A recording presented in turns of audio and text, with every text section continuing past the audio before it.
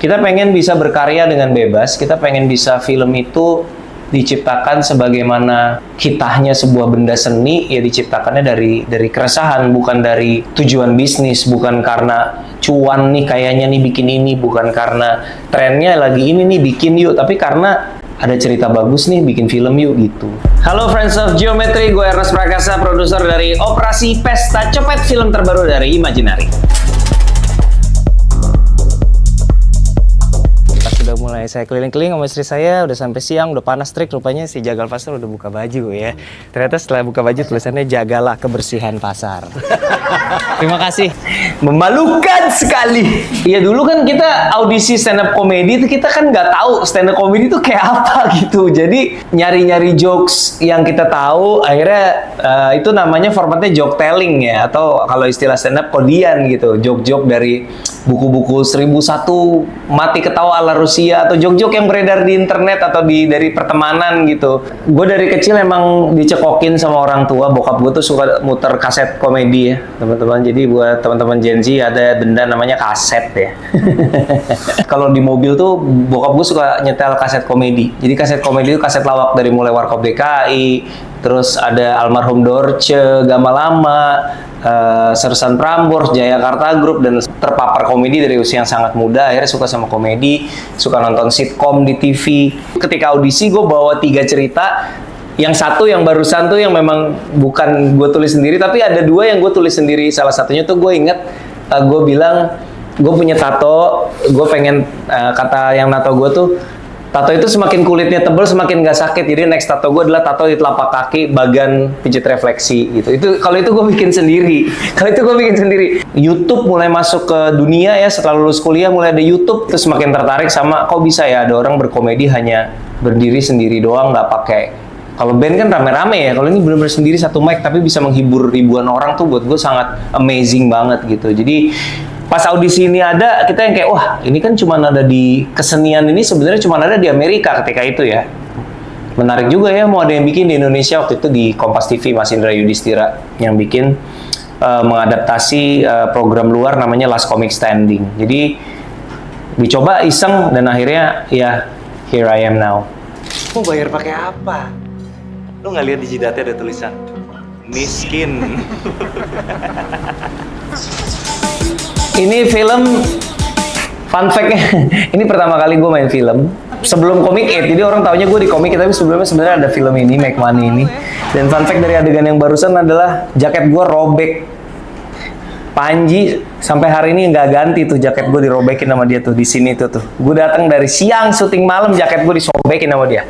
Panji nawarin nih ada karakter antagonis, orangnya nyebelin, kayaknya cocok dah kalau lu yang beranin, katanya. Udah cobain. Gue casting dulu waktu itu, datang ke studionya casting. Gue inget banget itu tuh castingnya, direkturnya nggak ada, tapi yang nge-casting gue waktu itu adalah seorang astrada perempuan yang sekarang adalah sutradara papan atas, Hadrah Daeng Ratu ya. Hadrah waktu itu nge-casting gue di situ.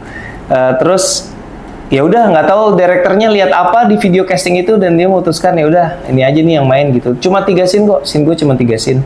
Dari situ tahu oh syuting film tuh kayak gini gitu. Film make money. The film didn't make money though. Selesai make money balik stand up lagi. Kemudian ada tawaran Comic 8 kita coba. Abis itu ya stand up lagi sampai akhirnya muncul film gue sendiri gitu. Gue cari itu siapa yang akan peranin Ernest waktu remaja. Prosesnya waktu itu gue nge-tweet aja sih sebenarnya, semua nama yang masuk gue browsing, gue cari. Mudah sekali saya. Cuma akhirnya ketemu sama satu. Iya, 2013 gue nulis buku judulnya Ngenes, yang karena bestseller akhirnya dibikin sequel, akhirnya jadi trilogi buku Ngenes. Buku Ngenes itu pada dasarnya esensinya sih materi-materi stand up yang dibukukan lah, kira-kira gitu. Dihubungi sama beberapa produser, tapi akhirnya pilihan gue jatuh ke Star Vision. Jadi pas pertama kali diajakin bikin film sama Star Vision, ketika itu gue bilang saya nggak ngerti bikin film, pas saya cuma tahu pengalaman saya cuma main gitu. Tapi Pak Parwes sebagai produser bilang bisa kok, yang penting kamu tahu ceritanya. Dan kemudian konsultasi sama Raditya Dika, Radit juga bilang hal yang sama, bisa kok, cobain aja. Prinsip gue sebenarnya dari dulu selalu mau nyoba aja, entar kalau kapok ya udah kapok ya, jangan dilakukan lagi gitu kan. Kayak gue pernah coba jadi presenter di TV, ternyata nggak, kayaknya bukan buat gue, ya udah gue nggak lakukan. Gue sih seneng nyoba aja. Nah kebetulan ketika nyoba pertama kali bikin film ngenes, jujur langsung jatuh cinta sama prosesnya, jatuh cinta sama betapa filmmaking itu sesuatu yang sangat rumit dan menantang gitu. Kayak push to the limit banget. Kita sebagai seorang seniman tuh bener-bener ditantang sampai batas yang gue nggak tahu gue bisa gitu. Itu karena dipaksa bikin film itu jadi tahu, oh ternyata gue bisa ya gitu, kira-kira gitu. Ketika pertama kali bikin film, gue nggak tahu, gue bukan anak sekolah film, gue hanya seorang pecinta film yang dari SD punya privilege untuk nonton bioskop gitu ya. SMP udah naik bajai nonton bioskop sendiri gitu. Gue juga nggak ngerti kok diizinin ya, orang tua gue mikir apa ketika itu anak SMP kok nonton bioskop sendiri boleh gitu naik bajai gitu. Tapi memang secinta itu, dan ketika kuliah tuh gue inget dalam satu hari gue pernah 3 film dalam sehari back to back, saking senangnya sama bioskop. Jadi ketika punya pengalaman akhirnya bikin tuh kayak gue merasa sebagai seniman kayak full circle aja gitu. Gue dari dulu senang banget nonton film, ternyata dapat kesempatan bikin dan gue suka gitu. Biar gue bisa menceritakan dengan fasih. Salah satu yang memang udah ada di benak gue itu ide soal fenomena di keluarga Chinese, dimana tetap feel-nya ini sebuah. Kenapa gue pakai kaos ini ya? Skenario nama sendiri. Kaos ini ada cerita menarik kaos ini tuh. Jadi tahu nggak, kenalin nggak logonya ini? Jadi ceritanya gue suka banget bara suara, terus ada satu event gue pakai kaos bara suara, terus bara suara notice, in return mereka bikinin kaos bara suara dengan nama Ernest sebagai tanda terima kasih. Jadi gue happy, wah bara suara notice gue dikasih kaos logo bara suara diganti Ernest gitu, kayak terima kasih teman-teman bara suara. Udah gue pakai saking senengnya gitu.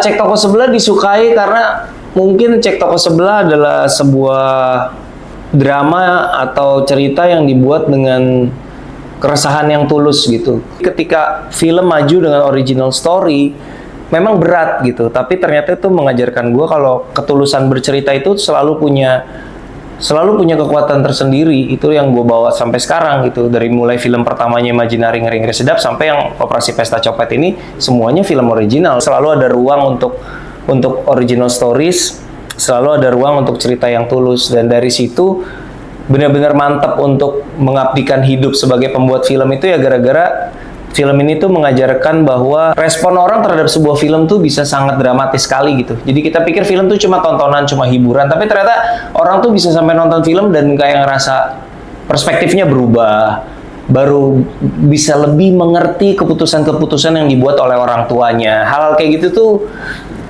itulah magisnya film, dan lebih terutama lagi adalah magisnya bioskop.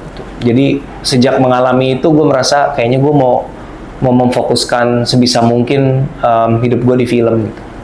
Kalau agendanya adalah gue mau membawa potret kehidupan Chinese Indonesian, itu kan agenda ya, itu misi yang berat. Cek Toko Sebelah kan the fact that they're Chinese itu latar aja gitu. Bukan itu, gue nggak punya misi kebudayaan di film ini gitu. Jadi itu yang bikin nggak ada beban gitu, pengen cerita aja gitu. Jadi justru malah memudahkan. Ada hal-hal di Cek Toko Sebelah ini yang hanya bisa dibuat adegannya karena gue pernah lama hidup di toko gitu. Kayak ada lomba display, gue rasa orang luar nggak tuh di toko-toko kelontong ada lomba display, kita dibayar sama brand untuk bikin display gitu kan, yang desainnya paling bagus dikasih hadiah supaya orang lihat brand mereka gitu. Nah itu pernak-pernik yang ada, yang gue taruh di adegan karena ya gue hidup di toko dulu gitu. Perbedaan antara yang pertama sama yang kedua di produksi Agalen ini apa? Yang beda adalah kayaknya ya ini salah satu behind the scene di lokasi syuting Agalen Menyala Pantiku yang kita syuting di bulan Juni 2025. beban ekspektasi Juni yang 2025. membedakan. Nggak bisa di Bikin PR sendiri itu bukan sebuah ambisi bisnis, tapi lebih kepada keresahan kreatif. Karena gue merasa setiap PH besar, setiap produser besar itu pasti udah punya pakem yang sulit digoyang gitu. Kayak mereka udah tahu mereka mau bikin apa, dan sebagai sutradara yang bekerja di PH tersebut juga kadang-kadang secara kreatif merasa kepentok gitu, bikin sesuatu yang di luar dari pakem tuh kayaknya susah. Jadi gue merasa setelah 8 tahun di Star Vision mungkin udah waktunya gue punya rumah sendiri di mana gue bisa bikin apa aja yang gue mau. Ketika itu sebenarnya se-egois itu gitu, se-idealis itu gitu, mimpi besar yang nggak mikir kalau boro-boro lah mikirin agak lain. Ketika itu kita nggak ada angan-angan bisa punya film sebesar itu. Bener-bener cuman mikirnya kita pengen bisa berkarya dengan bebas, kita pengen bisa film itu diciptakan sebagaimana kitahnya sebuah benda seni, ya diciptakannya dari keresahan, bukan dari tujuan bisnis, bukan karena cuan nih kayaknya nih bikin ini, bukan karena trennya lagi ini nih bikin yuk, tapi karena ada cerita bagus nih bikin film yuk gitu. Awalnya dari situ. Utamanya sebenarnya keywordnya harus fresh ya, harus fresh artinya menarik karena dia punya sebuah value yang unik gitu. Kalau kita cuma menghadirkan sesuatu yang ya karena pasar lagi suka film seperti ini, bukannya nggak boleh, cuman secara pribadi gue merasa bikin film jadi kerja gitu, bukan jadi bersenang-senang gitu. Kenapa kita bisa bertahan waras dengan semua kesibukan ini, karena proyek-proyek yang kita kerjakan itu exciting buat kita gitu. Jarang sekali ada yang bikin film romcom hitam putih. Kayaknya di Indonesia belum ada deh romcom hitam putih. Bikin yuk, coba ceritanya bagus nih, jatuh cinta seperti film-film gitu. Nggak ada juga yang nyangka bisa 600.000 penonton gitu. Terus coba bikin agak lain, sebenarnya agak lain pun ya, agak lain yang pertama itu, to be fair ketika dibikin juga podcast agak lain itu tidak sebesar itu, tidak sebesar podcast Deddy Corbuzier atau Vindes atau you name it lah, podcast yang top tier gitu ya. Mereka podcast yang rame tapi bukan ada di level yang podcast yang penguasa industri gitu. Jadi kita juga nggak nyangka akan sebesar itu, tapi sepertinya kalau memang selalu fokus sama cerita dan penonton bisa dikasih cerita yang berkualitas, kayaknya semuanya bisa ngikut gitu. Ada yang udah kepala 4 di sini?